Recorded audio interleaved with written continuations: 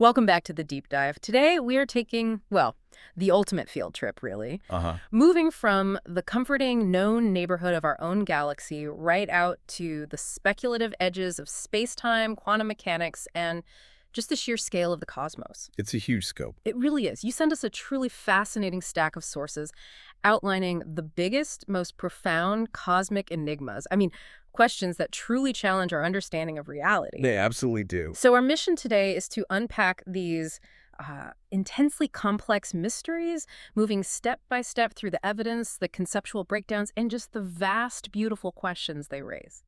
That's absolutely right. And the power of this material, I think, is that it frames these concepts not as settled physics, but as ongoing debates. It urges us, and you listening, to reason outward from the known data points to the ultimate unknowns. Right. Our guiding principle throughout this deep dive will be analyzing the evidence to understand not just what we've measured, but the sheer humbling vastness of what remains unanswered, whether that's pinning down the identity of an invisible force that makes up the majority of the universe, or grappling with the startling implications of information being potentially lost forever in a black hole. Big questions. Huge. We are here to seek the underlying patterns and connect these seemingly disparate enigmas across the entire cosmic expanse. Exactly. So over the next half hour or so, we're going to be exploring the unseen forces shaping our galaxy, tackling the paradoxes posed by black holes, and the nature of reality, considering the, well, radical idea of parallel universes. Always a fun one. Definitely. And finally, confronting the deafening philosophical silence of the Fermi paradox. So let's unpack this and start with what we thought we knew best. Our home, the Milky Way. It's natural to look up at the night sky, isn't it? Well, And perceive the Milky Way as this static, beautiful, sort of predictable band of light. familiar. But the deeper we peer into the data, the more our research reminds us that it is a living, evolving entity full of secrets. And it starts with the very first observation that just shattered our classical understanding of how mass and movement should relate. Okay, let's unpack this core mystery, the galactic rotation curve enigma. Right.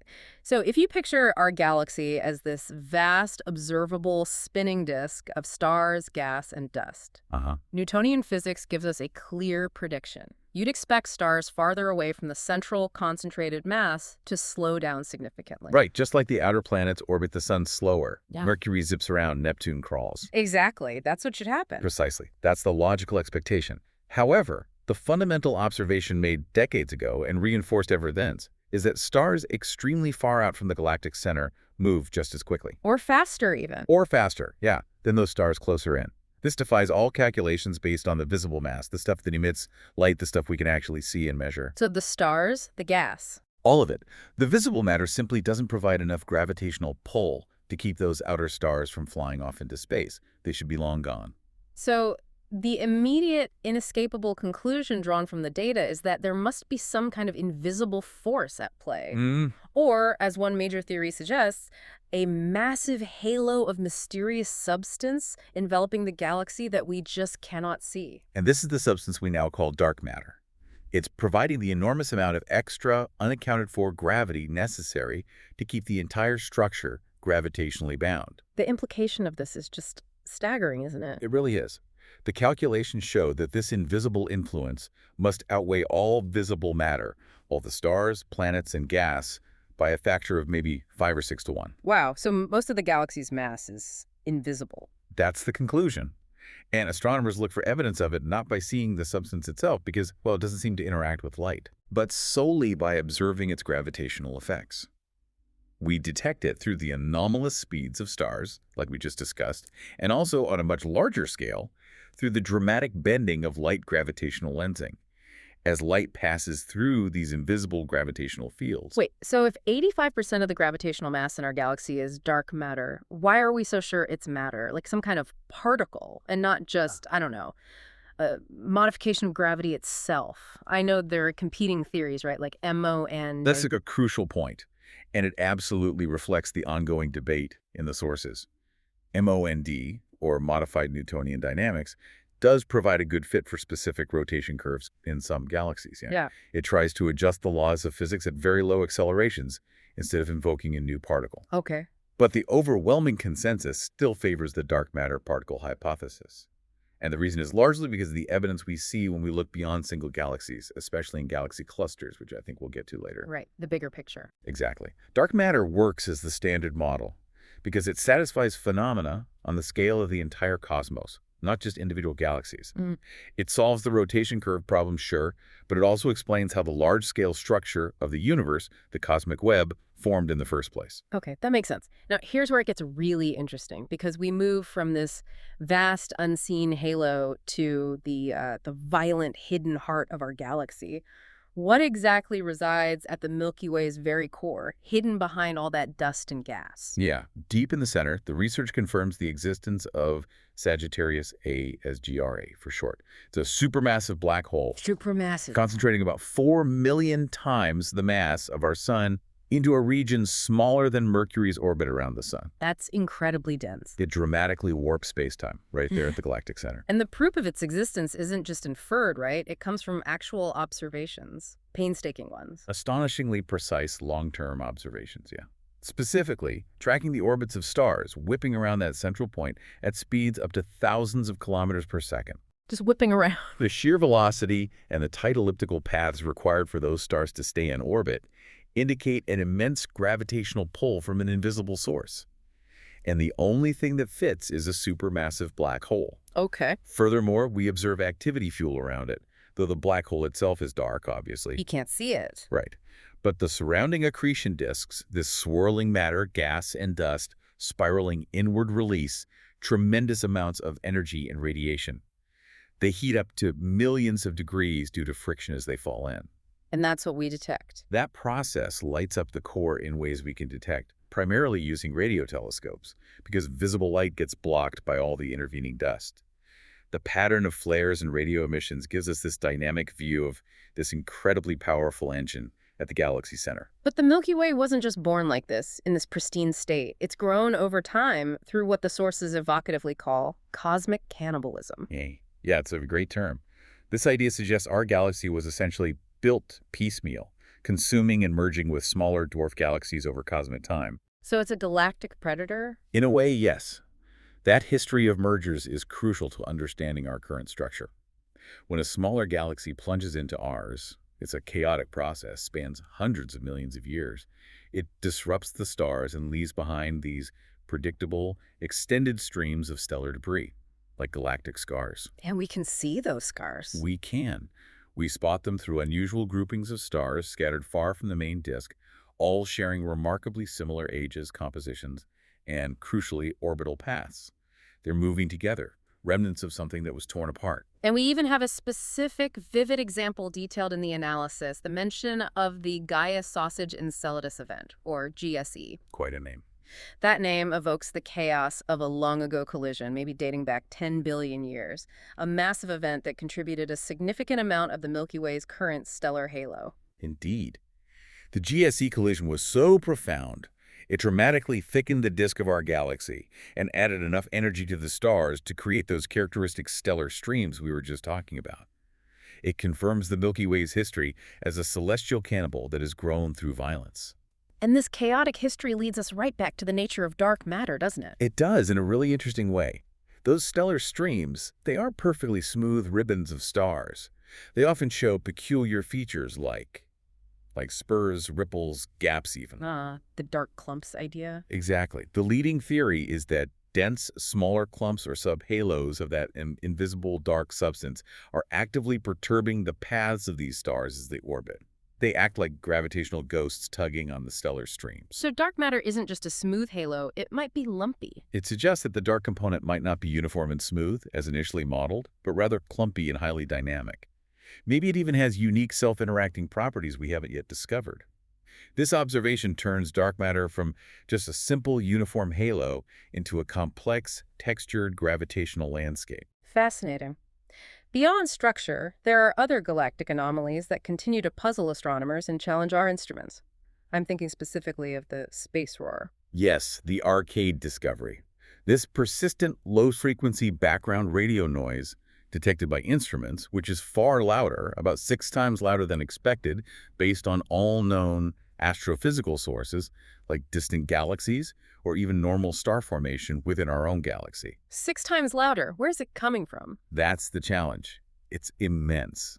Distinguishing whether that noise is some kind of echo of countless stars forming locally, sort of nearby, or if it's coming from something much more exotic and distant, maybe from the very first stars ever formed.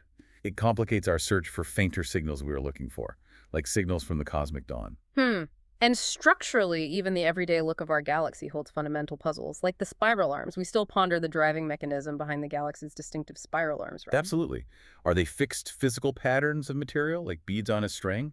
Or are they ephemeral density waves? Density waves, like traffic jams. Exactly like traffic jams in space, where material bunches up temporarily, sparking star formation before moving on.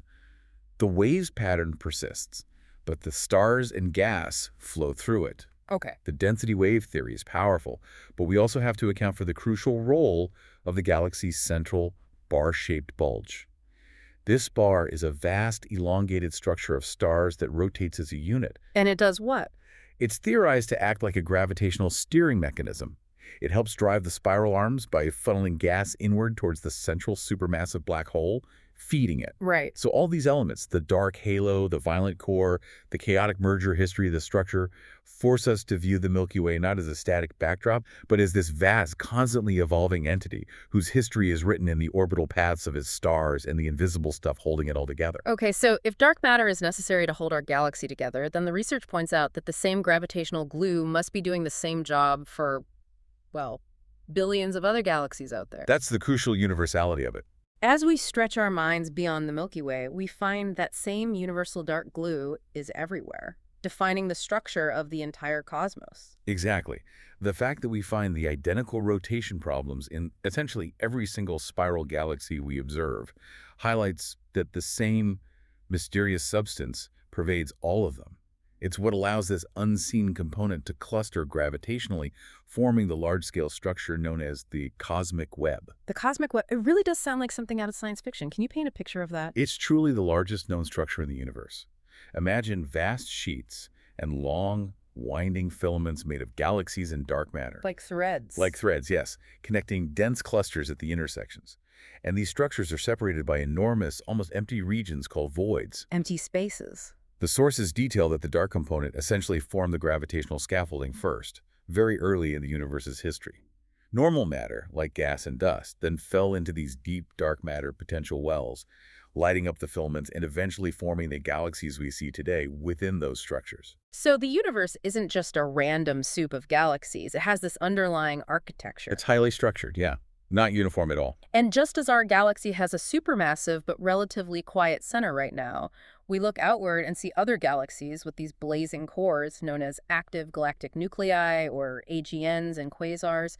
These things are just overwhelming in their energy output. They can be staggeringly bright, sometimes outshining the combined light of hundreds of billions of stars in their host galaxy. It's almost unbelievable. Where does all that energy come from? The fuel source is identical to our own SGRA, just on overdrive. Supermassive black holes actively devouring matter at incredible rates. They achieve this blinding brightness by converting the gravitational energy of the infalling matter into radiation with astounding efficiency. More efficient than nuclear fusion. Much more efficient, actually. And they often eject these powerful jets of plasma at near-light speeds, extending millions of light years out into intergalactic space. Wow. But what's fascinating here is the sheer variability. Why do some galaxies host these violent active centers, while the vast majority, including our own right now, are, well, quiescent? Sleeping giants. It likely speaks to different evolutionary stages and maybe their local environment. AGNs need a fresh supply of gas and dust to fuel the black hole. So they need food. They need food, exactly. Yeah. A major theory is that galaxy mergers or close interactions trigger these periods of intense activity. They dump huge amounts of fuel gas and stars into the central region, feeding the beast. And then it quiets down. Eventually, yeah. Once the fuel supply is exhausted or maybe blown away by the powerful jets the AGN itself creates, the core turns quiet again. So the presence or absence of an AGN is like a snapshot of the galaxy's recent history of interactions or feeding events. Okay. Moving on to galaxy collisions themselves, the sources detail what happens when two galaxies merge. It sounds cataclysmic, but you mentioned earlier it's often described as more of a graceful process of reorganization, at least for the stars. It is reorganization, mostly, not total destruction for the individual stars. The stars themselves generally pass harmlessly by one another. Why? Because the distances between stars are just so vast compared to their actual size. It's mostly empty space. Right. Lots of room. But the immense gas clouds that fill the galaxies do smash together violently.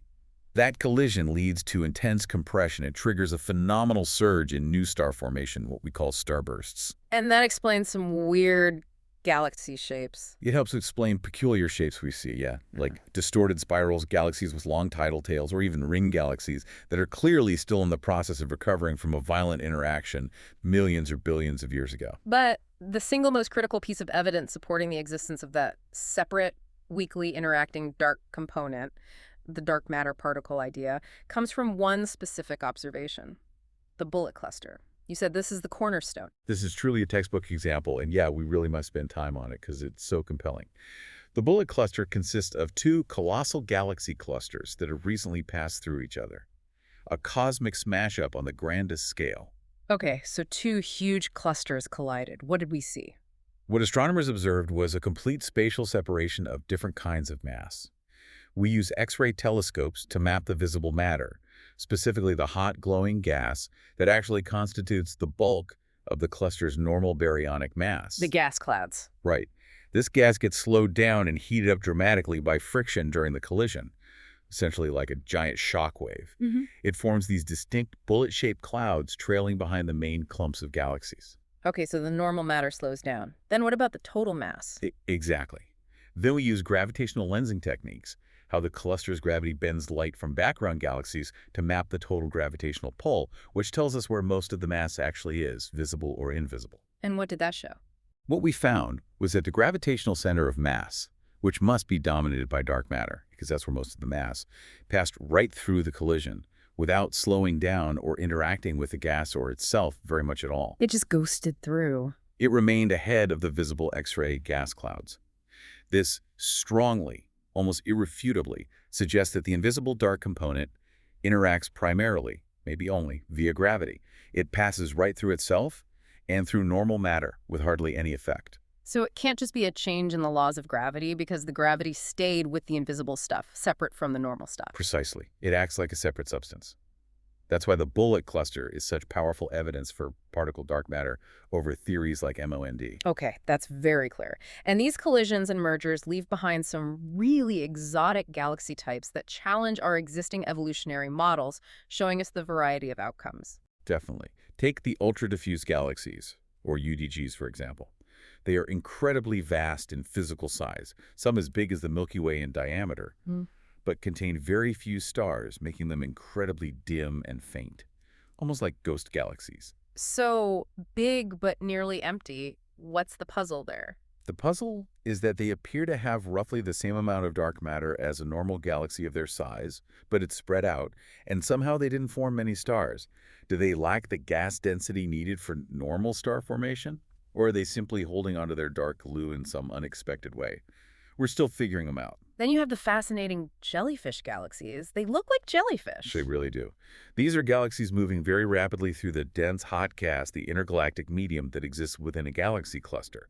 As they plunge through this medium, Like swimming through water. exactly, the pressure of this cosmic plasma, we call it RAM pressure stripping, forces the gas and dust out of the galaxy itself, leaving behind these long, trailing tentacles of star-forming material that look exactly like a jellyfish's tentacles. These observations challenge our traditional need categories of galaxy shapes and really show how crucial the environment is in dictating how a galaxy evolves. And on the largest scale, we look at the voids. You mentioned these enormous empty spaces between the filaments of the cosmic web. Just nothingness. Pretty much, spanning hundreds of millions of light years. It raises the question of distribution and expansion.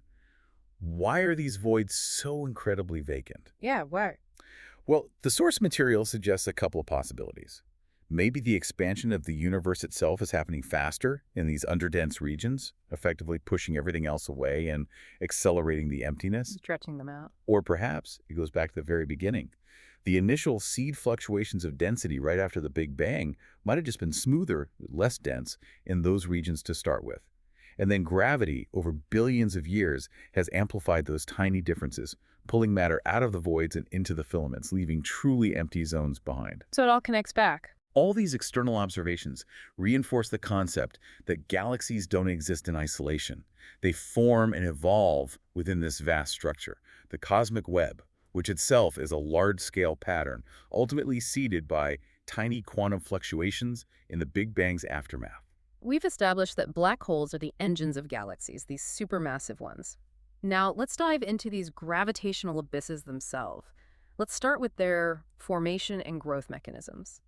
You mentioned stellar versus supermassive. Right. We fundamentally distinguish between stellar black holes, which are relatively common, we think. They form when a single massive star, much bigger than our sun, collapses under its own weight after it runs out of nuclear fuel. It's a catastrophic core implosion. Makes sense. Big star dies, leaves behind a black hole. Relatively straightforward, yes. We see the progenitor stars sometimes. But the real puzzle, as the research highlights, is with these supermassive black holes, like the one in our galaxy center, SGRA.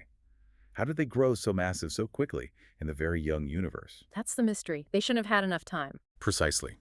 We observe fully formed supermassive black holes, billions of solar masses, just a few 100 million years after the Big Bang. This time frame seems far too short for them to grow just by slowly accreting gas or merging with stellar black holes using standard models. So how could it happen? Well, the possibilities include correct. Once matter or light crosses that boundary, it cannot escape the gravitational pull. And from an outside observer's perspective, something really strange happens to time for anything falling in. Time dilation. Extreme gravitational time dilation. Time dramatically slows down relative to the outside universe. And inside that horizon, the singularity. Inside, according to general relativity, everything is inevitably forced toward the singularity, a point of theoretically infinite density and zero volume at the very center, where all the mass resides. Infinite density. That sounds problematic for physics. It is. This point is precisely where classical physics, particularly Einstein's general relativity, breaks down completely. The equations yield nonsensical infinities. It signals a desperate need for a more fundamental theory, likely a theory of quantum gravity. Quantum gravity, the unification of the very big and the very small. Exactly. A theory that successfully reconciles gravity with quantum mechanics is needed to understand what truly happens at the singularity and resolve that breakdown. This inherent breakdown leads us directly to one of the biggest conflicts in modern theoretical physics, the information paradox. You mentioned this earlier. It's a head-on collision between two of our most successful theories. The conflict is stark, and quite profound. Quantum mechanics, which governs the microscopic world with incredible precision, requires a fundamental principle known as unitarity. Meaning? Meaning that information, essentially the unique properties that define a particle or system, its quantum state, must always be conserved. It can be scrambled, hidden, rearranged, but it cannot be truly destroyed or erased from the universe. Okay, information must survive. But relativity says? Well, general relativity suggests that matter falling into a black hole gets crushed into the singularity, effectively erasing its history and its unique information, leaving only the black hole's total mass, charge, and spin behind. That's the no-hair theorem. So the information is gone? That's the implication. And it gets worse when you consider Hawking radiation, the idea that black holes slowly evaporate over immense timescales. If the black hole disappears and the information fell inside, where did that information go? If it's truly lost forever, then quantum mechanics, as we understand it, fundamentally breaks. That's a huge problem. So how do theorists attempt to reconcile these two opposing fundamental views without just discarding either general relativity or quantum mechanics? It's one of the biggest challenges. The sources detail a few highly speculative but really essential attempted resolutions. One builds on Stephen Hawking's work on Hawking radiation itself. Okay. The theory posits that black holes slowly evaporate over eons by emitting particles due to quantum fluctuations right near the event horizon. The crucial, unanswered question is whether this radiation, which initially seems to be purely thermal random noise, somehow manages to carry the lost information out with it in some incredibly complex, encrypted way. So the information escapes, but hidden in the radiation. That's one hope. The mechanism is far from understood, but it's a possibility. And the second, more conceptually radical resolution involved holography. You mentioned this too. This is truly mind-bending. It's the holographic principle applied to black holes. The idea is that all the information about the three-dimensional interior of the black hole, everything that fell in, is somehow encoded onto the two-dimensional surface of its event horizon. Like a hologram, a 2D surface storing a 3D image. Exactly like that. Imagine the chip on your credit card holding vast amounts of data defining something much more complex. If this is true, then the information isn't destroyed when something falls in. It's simply stored, imprinted on the surface area. And then? Then, as the black hole evaporates via Hawking radiation, that radiation can effectively read the information off the surface and carry it away, preserving quantum unitarity. The information gets out. The idea that the universe could be intrinsically holographic, that our 3D reality could be encoded on a 2D boundary, that's a profound conceptual leap. It absolutely is. It might hint at a much deeper structure to space-time itself. But black holes also introduce more immediate, practical, temporal and ethical quandaries for any potential space explorer, just due to that time dilation effect. Time dilation isn't science fiction. It's a physical reality dictated by general relativity. If you were to orbit a black hole at a stable, close distance, time for you would slow dramatically relative to observers far away on Earth, say. The source material uses that stark example, minutes passing for the explorer near the black hole. While decades, maybe even centuries, could pass for everyone back home. The sheer scale of that time difference, a fundamental separation of realities, would create immediate and profound ethical dilemmas, wouldn't it? Absolutely. Should a mission even proceed, knowing the crew will effectively lose their entire world, returning to a future utterly different from the one they left? It changes the calculus of deep space exploration from purely a technical challenge to a deep philosophical and ethical one. Yeah. And we shouldn't forget the incredible advances we've made in actually detecting black hole events now. The source material mentions the evidence of black hole mergers, detected by sensitive instruments like LIGO and Virgo. Gravitational waves. Exactly. When two black holes spiral into each other and collide, space-time itself rings like a bell, sending these ripples, gravitational waves across the cosmos at the speed of light. Detecting these waves lets us hear the collision. And what do we learn? They reveal crucial data about the black hole's masses, their spins, how they merged, and even confirm some of the most exotic predictions of general relativity in extreme environments. It's a whole new way of observing the universe. And despite all this knowledge, we still have mysteries, right? Like intermediate black holes. They should exist, but seem hard to find. That's right. They should bridge the size gap between the stellar ones, a few times the sun's mass, and the supermassive ones, millions or billions. We expect them, but definitive detections are rare. Could they be hiding in the dense cores of globular clusters? We're looking. Or primordial black holes? Or perhaps the most ancient and provocative mystery. Primordial black holes. These are hypothetical black holes possibly formed not from stars, but in the extreme pressures and densities of the Big Bang itself, fractions of a second after the start. And if they exist. If they are abundant and have the right mass range, they could theoretically be the dark matter substance we've been discussing all along, made of normal stuff, just locked away very early on. So many possibilities. Black holes constantly challenge our concepts of causality, density, information, and time itself. They really sit at the nexus of all the deepest questions. Okay, we've established that dark matter seems necessary within galaxies, and black holes push physics to its limits. But what if the very quantum fabric of reality extends far beyond our observable universe? This brings us to the quantum foundation of parallel universes. This is where we really shift from gravity into, deep speculation, rooted in particle physics. It is speculative, but it originates from a real puzzle in the quantum world, which is inherently probabilistic. Particles, before they're measured, exist in a state of superposition. They can be in multiple states or locations simultaneously. Think of an electron being potentially here and there at the same time. Until you looked. Until an observer makes a measurement. Then somehow, this wave function, this cloud of possibilities, instantaneously collapses into one single definite outcome. We only ever see one result. The deep question is, why? Why does reality settle on just one possibility out of many? And the many worlds interpretation, MWI, offers a radical answer to that why. It's probably the most straightforward, mathematically speaking, though philosophically challenging.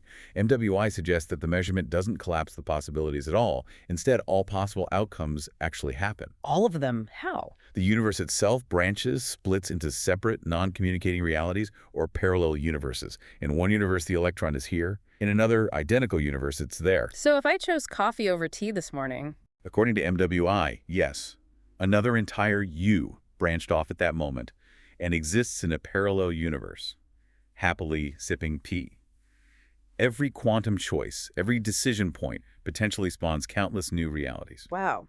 Okay, that raises immediate philosophical implications about identity, free will. Absolutely. If every single choice, every quantum fluctuation spawns a new reality, does free will truly persist in the way we traditionally understand it? Or is it more like we just experience one path through an infinite garden of forking paths, where every path is realized somewhere? It fundamentally challenges our perception of a unique self making singular choices. It's a lot to take in, but the multiverse isn't just presented as quantum weirdness in the sources. It's also connected to the vast scale of the cosmos through concepts like eternal inflation and the cosmic landscape. That's right. This ties directly back to the universe's very rapid expansion phase in its infancy, just fractions of a second after the Big Bang, known as cosmic inflation. The period that smoothed everything out. Exactly. Yeah. Research suggests that if inflation didn't stop uniformly everywhere at the same time, it could have continued indefinitely in remote regions of space, far beyond what we can observe. Still inflating out there. Potentially. This ongoing process might constantly create countless bubbles of space-time. Each bubble could detach, inflate, cool down, and become its own separate universe, A bubble universe. potentially possessing its own unique set of physical laws, fundamental constants, maybe even different numbers of dimensions. A vast cosmic landscape of possibilities. And this idea leads us directly to trying to solve that great cosmic quandary, the fine-tuning problem. Ah, yes. Yeah. Our universe appears incredibly, almost impossibly fine-tuned for the existence of life as we know it. How sad. The fundamental physical constants, things like the strength of gravity, the mass of the electron, the ratio of the electromagnetic force to the strong nuclear force, they seem perfectly calibrated. If you were to tweak their values even slightly, by tiny amounts, What would happen? stars couldn't form, or they'd burn out too quickly, atoms wouldn't hold together, chemistry wouldn't work. Life, certainly complex life, would be completely impossible. So the question is, why are we so lucky? Why does our universe have these just right Goldilocks conditions? This seems too convenient. It does look fine-tuned for our existence. Yeah. The multiverse theory offers a potential statistical explanation. Rather than invoking design or sheer luck, it uses the anthropic principle, which basically says, if there are an infinite or just unimaginably huge ensemble of universes, this cosmic landscape we mentioned, all with different physical laws and constants generated randomly, then by sheer statistical probability, some of them are bound to have the exact, perhaps improbable, combination of constants needed for stars, planets, chemistry, and eventually life to exist. And of course, we find ourselves in one of those universes. Naturally. We could only exist in a universe capable of producing observers like us. It shifts the burden of explanation from a question of why these specific laws to we live in one of the universes where life was possible. It's an explanation based on selection bias within a larger multiverse. That seems, well, maybe like a statistical cop-out to some.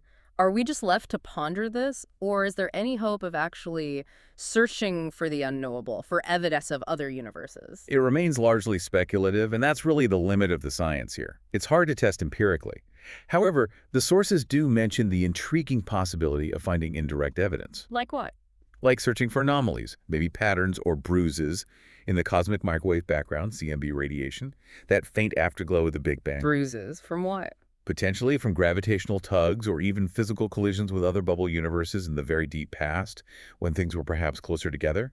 Detecting such a signature would be revolutionary, but it's a long shot, and interpretation would be difficult. So it highlights the limits of science. It really does. If these other universes are completely isolated, causally disconnected from ours, can the multiverse hypothesis ever be truly empirically testable? Or must it remain a fascinating, perhaps mathematically necessary, but ultimately speculative explanation for why our own universe looks the way it does? A question for the philosophers, as much as the physicists, maybe? Perhaps. Okay, before we leave this vast cosmic scale, we have to quickly reiterate the two greatest cosmic puzzles that underpin so much of this: dark matter and dark energy. They are the twin elephants in the room. Absolutely. Together they make up something like 95% of the total mass energy budget of the entire universe. Yet they remain effectively invisible and profoundly mysterious.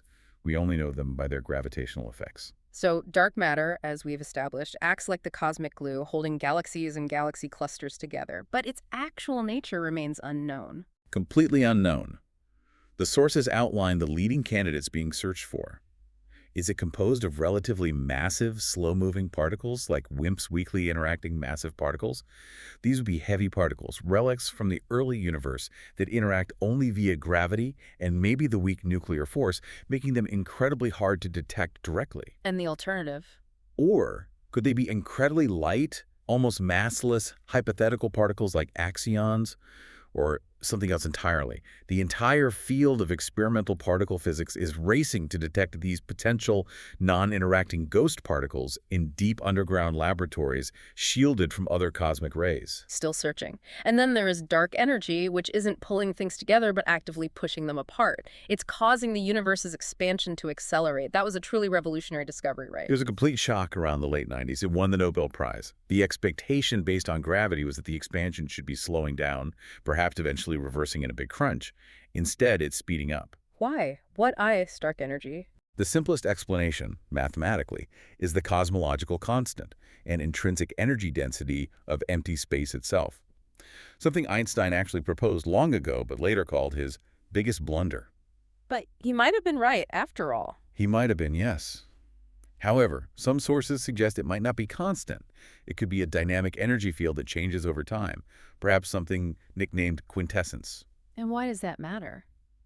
Understanding the true behavior of dark energy, if it's constant or variable, is crucial because it will determine the ultimate fate of the universe. Will it be continued expansion, cooling, and eventual darkness?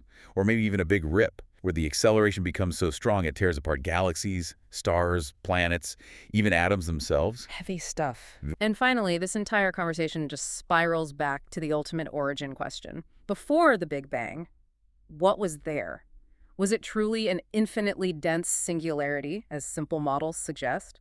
Or was it perhaps a bounce from a previous contracting phase, part of a cyclic universe?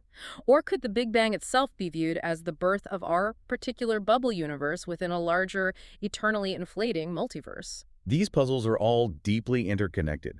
They demand a holistic view of physics, likely involving quantum gravity that we just don't possess yet. Okay, switching gears dramatically, but still thinking about the vastness.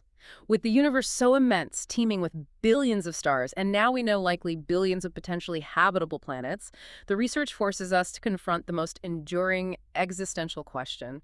Where is everybody? This is the Fermi paradox. It's a classic and deeply unsettling question. The paradox, first famously articulated by physicist Enrico Fermi, is defined by the profound, deafening silence from the cosmos. Explain the core conflict again. Based on the sheer number of possible habitats out there, billions of stars in our galaxy alone, many with planets in the habitable zone.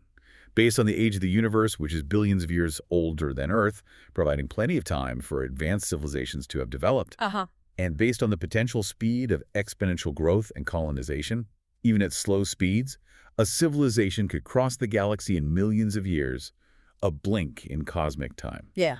Intelligent life should be abundant and obvious. We should see signs of it everywhere. But we don't. But we don't. No signals, no probes, no megastructures, just silence. Why?